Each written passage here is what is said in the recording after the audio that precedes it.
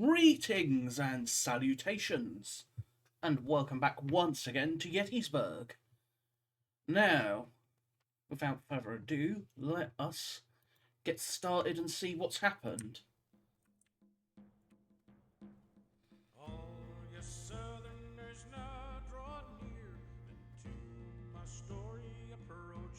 I just saw a wagon approaching.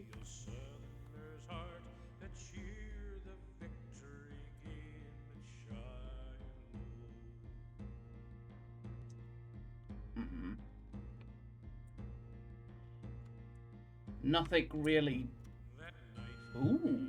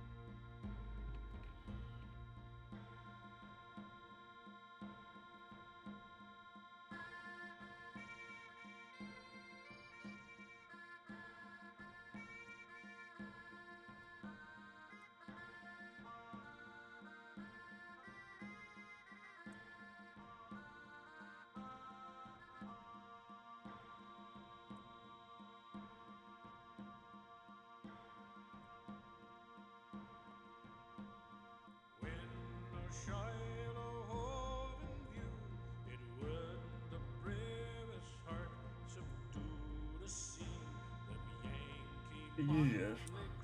End guns.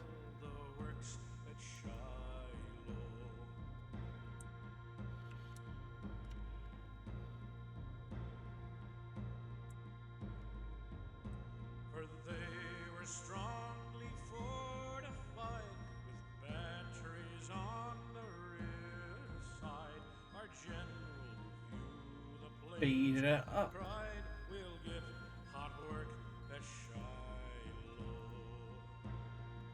What can this lot actually see? Two of them are facing the wrong direction.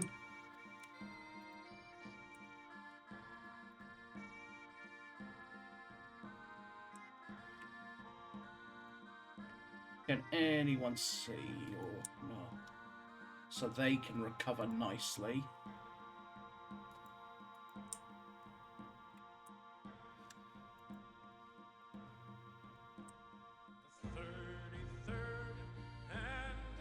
There they go. They're taking up their positions on Cemetery Hill. Ow. Oh! Oh, that is unlucky. General Iverson was killed.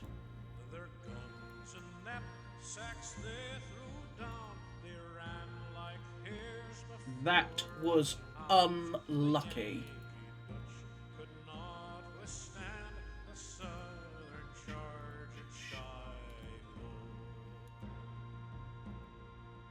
I think it's...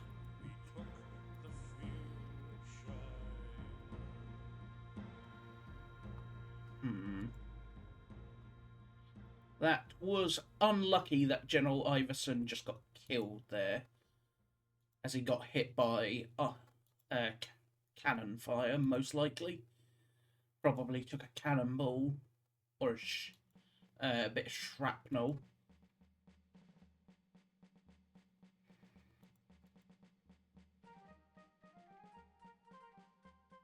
Who knows?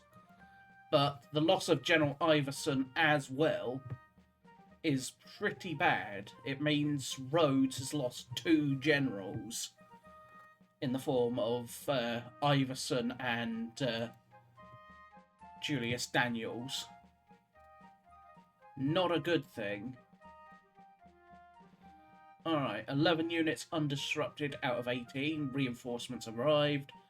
0 out of 4 rallies. 1 unit recovered fatigue. No one routes. No one resupplied. And Iverson is replaced.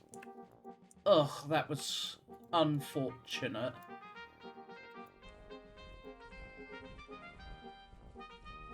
With the loss of Iverson, Hmm.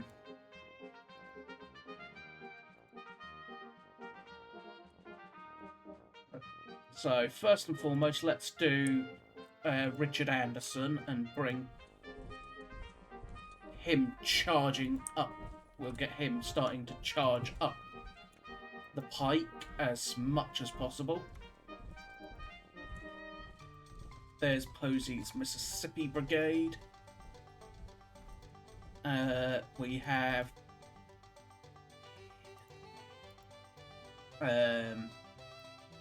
We have his divisional artillery.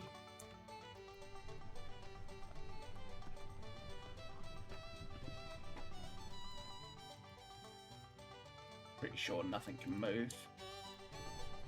So we'll just basically stack them up as they come out of the mountains. And then the supply wagon.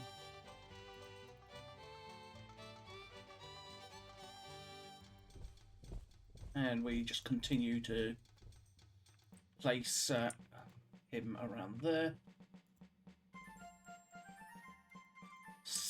First North Carolina sharpshooters.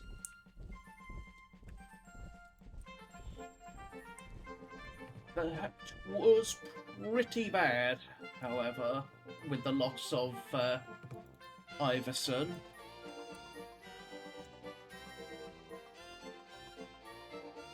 I'm gonna shut that up for a minute. So yeah, the loss of yet another general is pretty unfortunate. So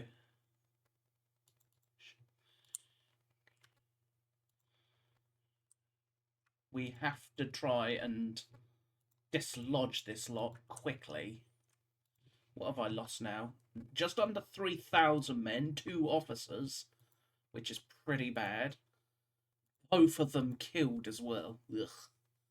The odds of them both being killed. And the fact that Iverson was killed... not Iverson. Iverson was killed by artillery fire, and Julius Daniels was killed as his brigade was falling back. Ugh, pretty unlucky on my part. So, scales. Scales, I'm going to basically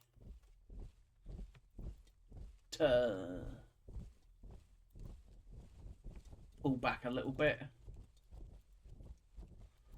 as I look to try and rally Scales' troop. Try and continue trying rally. As I continue to try and rally Scales, I will pull him back. So let's do the guns. You lot, let us blast them. Didn't do the best amount of damage. You will shoot at them. Shoot at them. I got to just sort of plaster as much of his line as possible, as I possibly can get away with.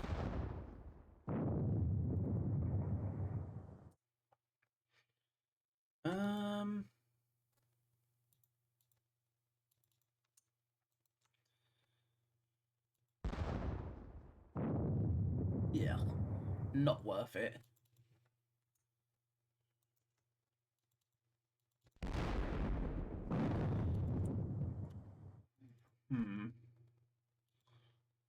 Limber you up while I do that. You can limber up because you are of no use to me at that range. You will limber up. What range is this? Pretty long range, so they will limber up and move forward. They're basically gonna take a little trip down the ridge.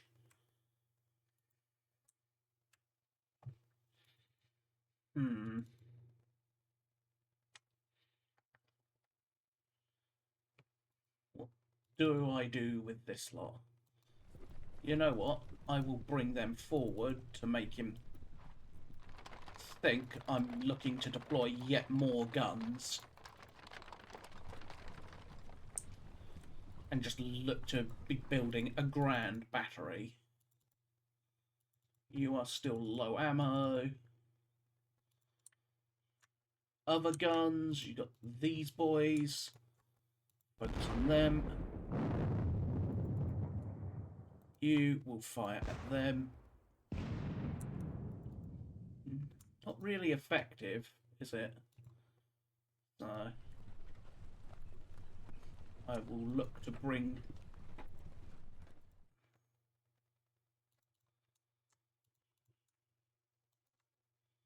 Try and hit... Yeah, not really effective at all. So, next we will deal with Smith and his Virginians.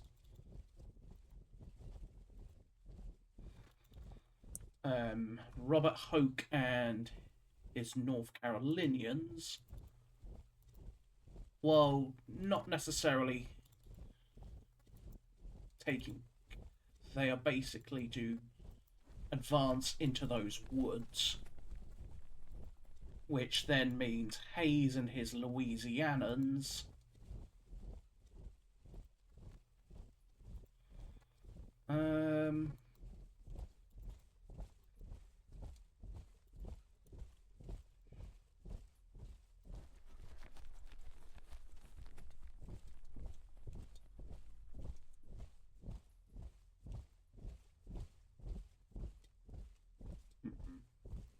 go there, and finally you move up and go there. You will actually move forward. And then Early can move forward as well to get him within range of Ewell, who's in range of Lee.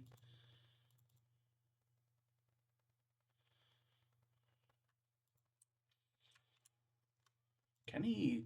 Yes, he can. Let's move them up, ready. But I am determined to push him in such a way as to just run over the federal position. I am determined to run over it.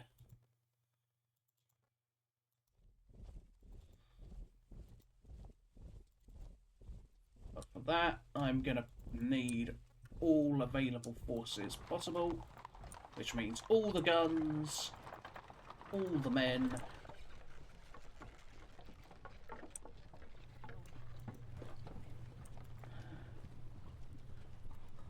Got 4,000 rounds still, so I've got enough, I think, to not necessarily run out next minute, but... Alright, he just basically reinforced over there. He reinforced to my cavalry probe. So he's obviously deployed Buford's cavalry down there to watch his flank.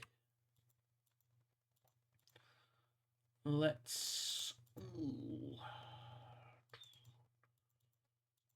You two guns will shoot at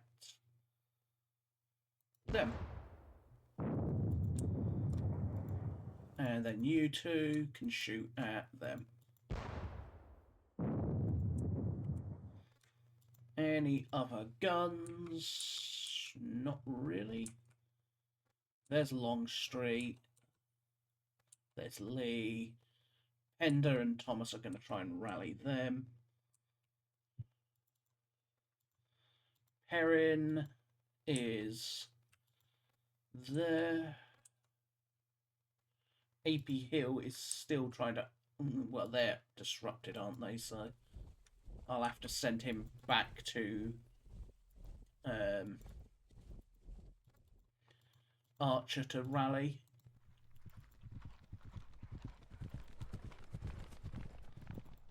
Now, you will shoot at them. I should have probably turned them to hit there, but...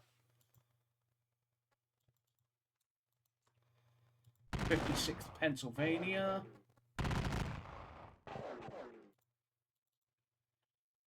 You're going to turn and then blast into their flank.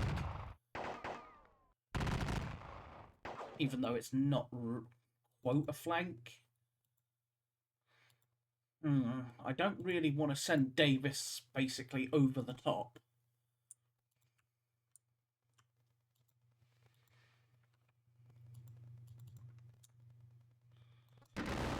Shoot at you.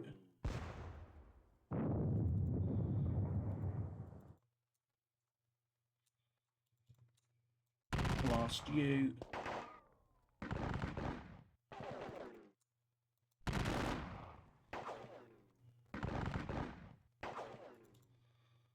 Alrighty, and then you are going to have to make a choice, I think, what to do with you.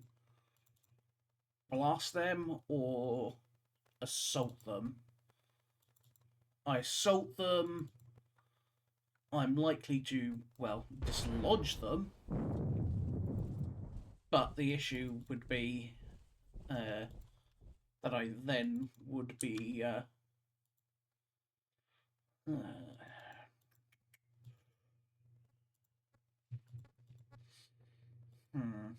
can I dislodge them? B's versus C's. Uphill. In town. Ooh. Lots of negative modifiers. So for now, I think I'm just going to keep on shooting, hoping to dislodge them. Here there is no modifiers other than the town.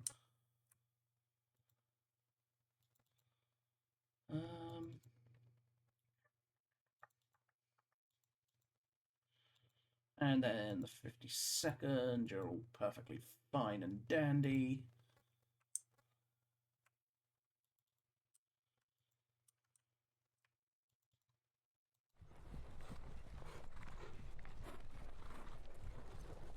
I'm going to send this cavalry basically over Wolf Hill. See if I can see anything on the other side of Wolf Hill.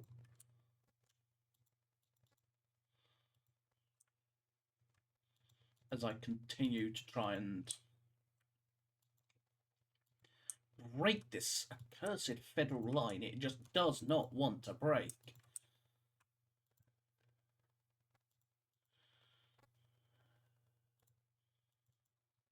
I may actually now have my opportunity if I throw Pbem now forward again. Problem is, quite a few of Pender's regiments are tired or routed. Maybe once Anderson arrives, I'll be able to have him take Pender's place and do the job. Because having this fresh division of Anderson would be very useful.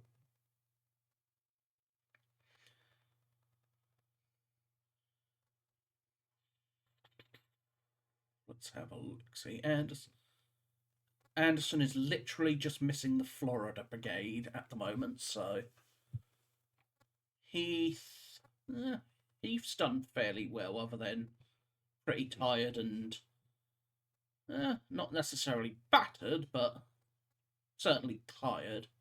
Same with Pender. Pretty tired. Fourth Corps not a thing, because that's back in Virginia, essentially.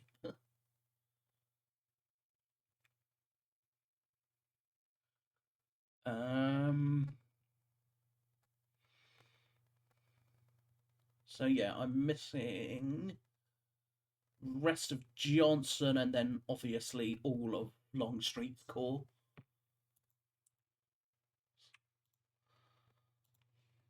Still, losses remain, unsurprisingly, fairly even.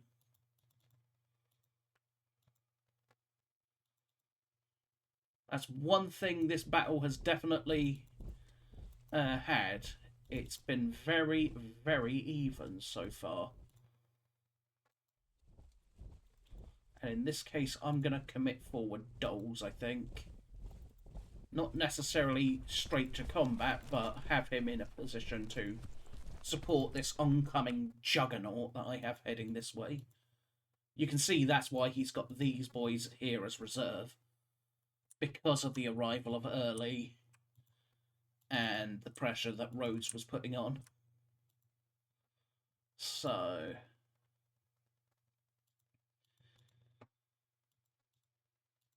they will continue to just do their thing. Ooh, I have to be more careful with the ammo. My ammo is starting to burn through.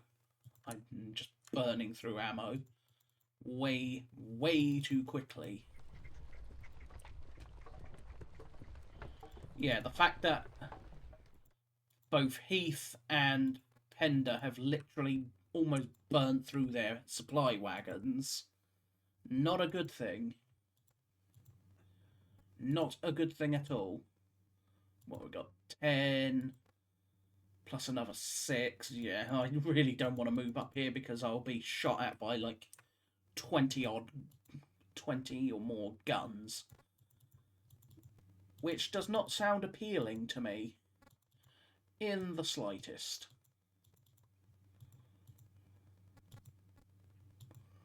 So for now,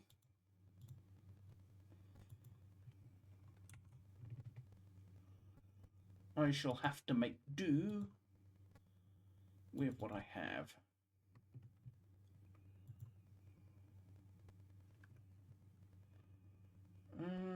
Boop.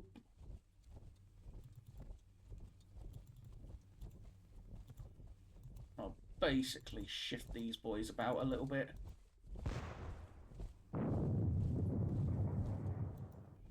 There we go. Pull them back into the orchards, so he can't necessarily shoot at them. Might as well. It's not the best range, and it's not exactly going to be very effective, but you never know.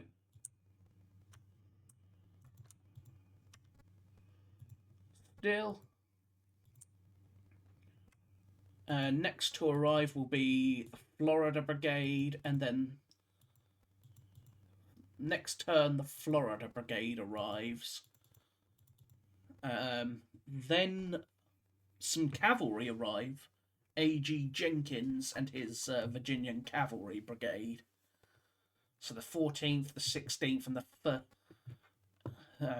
Virginia Cavalry Regiments, and the 34th and 36th Virginia Cavalry Battalions. And then at the same time, John Jones with the Virginia Brigade in Johnson's division arrives. Then arrives Stewart with his mixed brigade. And then the Stonewall Brigade arrives at 4:20. McLaws arrives at 6. That's Johnson's 2nd Corps Artillery, 2nd Corps Artillery. McLaws with Kershaw, Seams, Barksdale. So again, I'm going to probably try and get McLaws to about here before morning, even if I have to march through the night a bit. So for now, chance of turning smoky at this point, which makes sense. There's been a lot of fire going on. So I think we are going to go into melees There's nothing else that screams to be done. Pettigrew's in a nice spot. O'Neill's in a nice spot. So yeah, let's push onwards to the melees. And in this case, we are going to try and do this.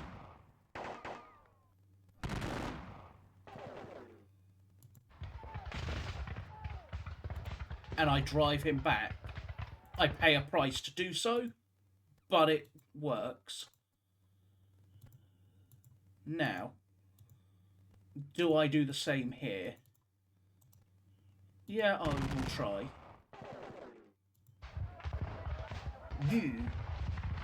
Well, I suppose that's fairly even, actually.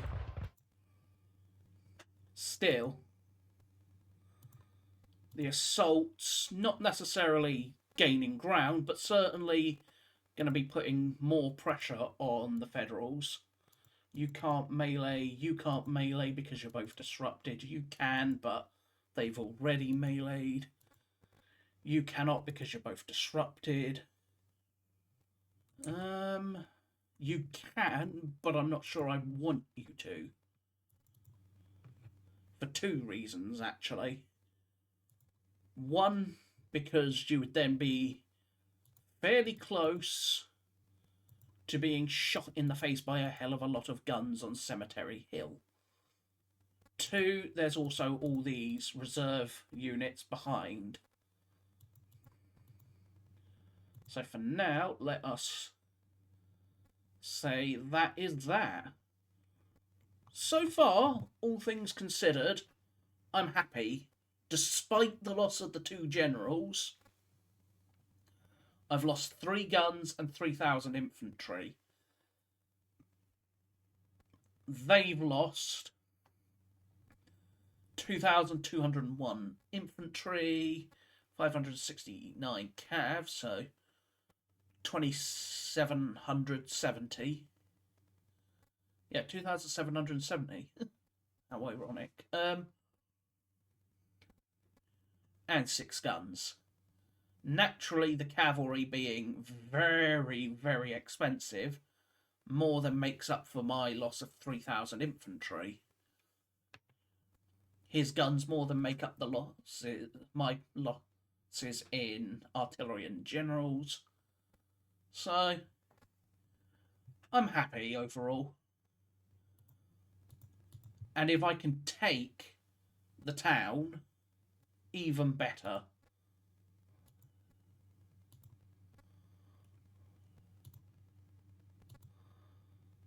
Even better.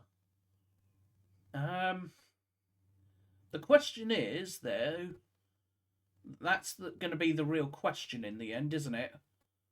What? That's an interesting thing.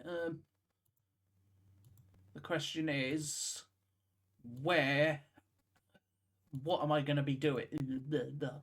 What am I going to be doing for day 2? What's the plan? Do I follow the quote historical plan? Because as all things considered, it is a fairly solid plan. Or do I pull something out of the box and maybe go around and attack via Wolf Hill, even though, yeah, Wolf Hill is just a pure and utter mess. The ground around Wolf Hill is just messy. This is pretty much the only place where I can see things, so I'd have to stuff guns up there to try and even remotely support the attack, which makes it vulnerable because it'll have no artillery support.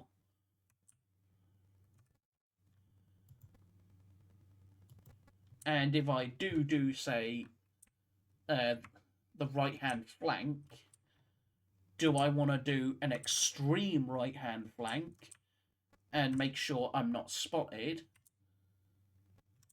but come up from down here? Or do I do the historical quote right-hand flank and attack via the peach orchard and the wheat field? My cavalry is going to be busy during the early morning, no doubt. Now, the real question is, can the Federals maintain this position? Something tells me strictly no. I could hit them, but what have I got? I've got 500 and... yeah, too many negative modifiers to attack there. As useful as it might be to do so. And then hitting the 157th New York, while there's not as many... well, there's actually still modifiers. But it would... I suppose, actually, there's town there, so I would get a bit of protection, but the numbers are too similar. I don't outnumber him enough for really that charge to make a difference. So, I think that is that. So, I thank you all for watching, as always. I hope you have enjoyed. Let me know down in the comments what you think about the series, what you're thinking should be my plan for day 2. I will basically upload all of day 1 at once, pretty much, over the course of a few days, and then I will be, or I'll upload most of these videos up till now in one go, and then once the day is ended, we'll do an overview video, see what our plan can be. But let me know what you think, and I will see you all very, very soon. So until then, bye-bye for now.